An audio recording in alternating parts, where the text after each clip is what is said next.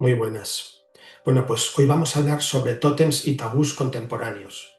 En la primera parte del vídeo voy a hacer algunas precisiones conceptuales que considero importantes sobre ambos conceptos y en la segunda parte voy a intentar poner algunos ejemplos contemporáneos representativos de cada uno de ellos.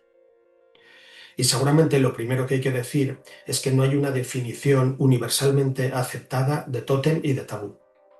Para James George Frazer, por ejemplo, el tótem puede ser un animal, una planta, un objeto con el que un clan mantiene algún tipo de relación especial, sea una relación de parentesco, sea una relación de protección, de ascendencia, etc.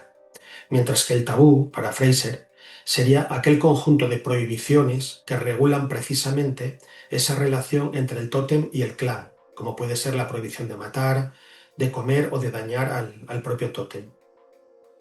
Para Emil Durkheim, en cambio, el tótem sería el símbolo sagrado del propio clan o de la propia sociedad. El tótem, para Durkheim, se refiere al propio clan y a través de él la comunidad representa y venera de algún modo su propia fuerza colectiva. Mientras que el tabú haría alusión a aquel conjunto de normas que separan lo sagrado de lo profano y que garantizan, de algún modo, el respeto hacia ese símbolo totémico y hacia el orden social que representa el tótem.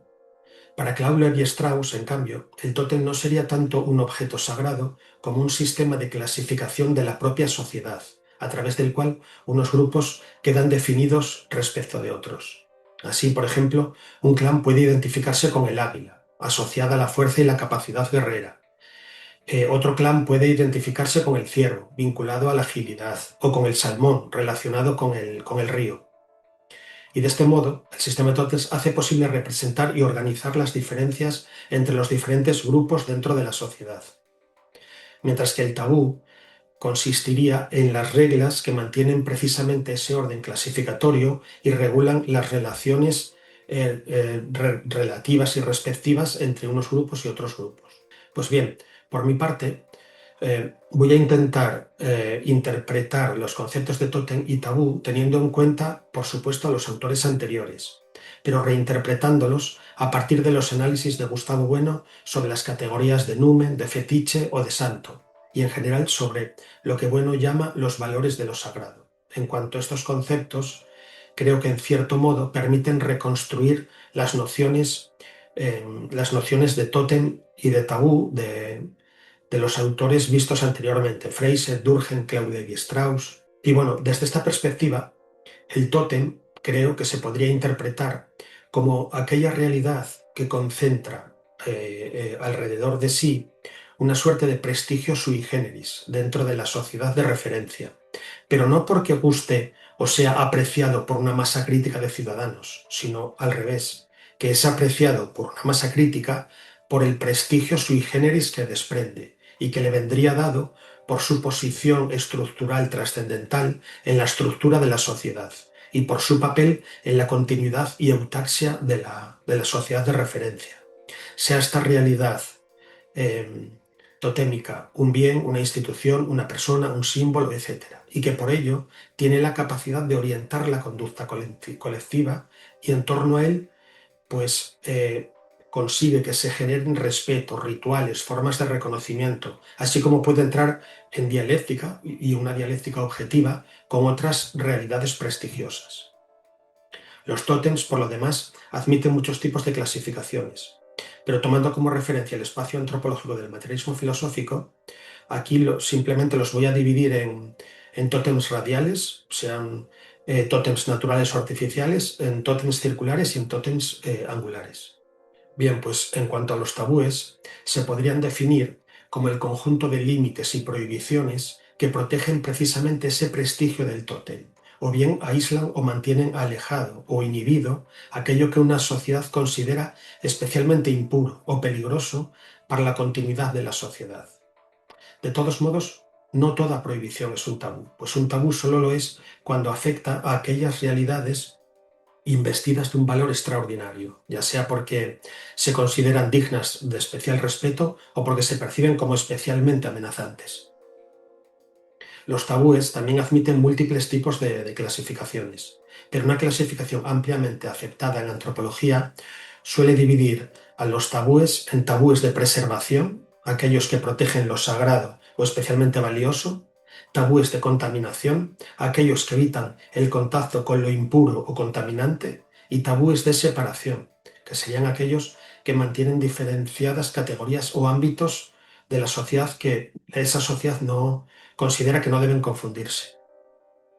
Pues bien, pasemos ahora a ver algunos ejemplos contemporáneos de cada uno de los tipos y subtipos que hemos mencionado de tótems y de tabús.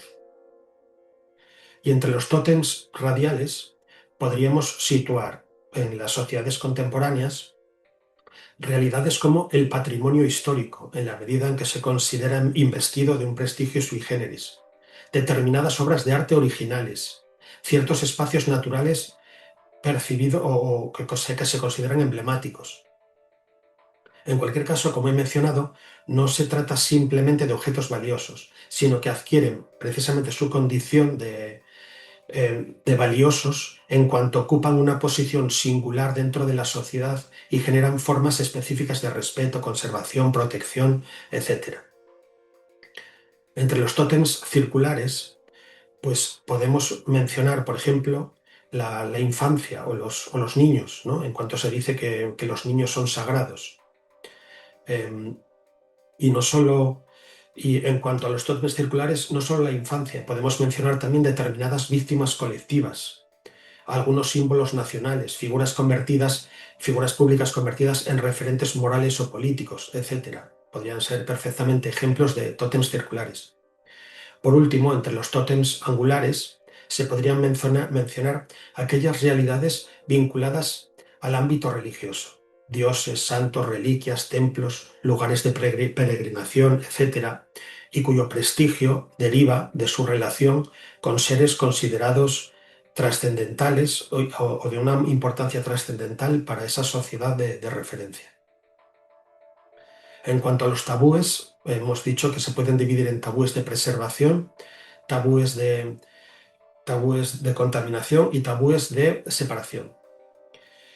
Como ejemplos de tabúes de preservación se pueden citar, por ejemplo, la profanación de tumbas. Se pueden citar el deterioro deliberado de obras de arte originales, el ultraje de determinados símbolos nacionales especialmente protegidos. En cualquier caso, los tabúes de preservación, como hemos mencionado, su función consiste en salvaguardar realidades que se consideran investidas de un valor extraordinario. Los tabúes de contaminación, por su lado, incluyen ejemplos como la antropofagia, la profanación de cadáveres, determinadas prácticas consideradas degradantes o impuras, etc. Aquí lo que se pretende es evitar el contacto con el contacto con aquello que una sociedad percibe como especialmente contaminante, impuro, etc. Finalmente, los tabúes de separación serían aquellos que buscan mantener diferenciadas categorías fundamentales para la sociedad. Aquí el ejemplo clásico es el incesto, pero también pueden incluirse aquí la prohibición de la explotación sexual de menores, la compraventa de órganos humanos, la experimentación con personas sin su consentimiento. En todos estos casos, se trata de proteger una frontera que la sociedad considera esencial para su propio orden, identidad, continuidad, etc. Y bueno, ya para terminar, solo añadir que tanto los tótems como los tabúes no son simplemente preferencias o prohibiciones individuales o colectivas, sino que son resultancias objetivas de aquellas realidades que ocupan una posición estructural, trascendental en la autaxia de una determinada sociedad y cuya importancia por ello exige que estos tótems sean protegidos, legitimados o regulados. Muchas gracias.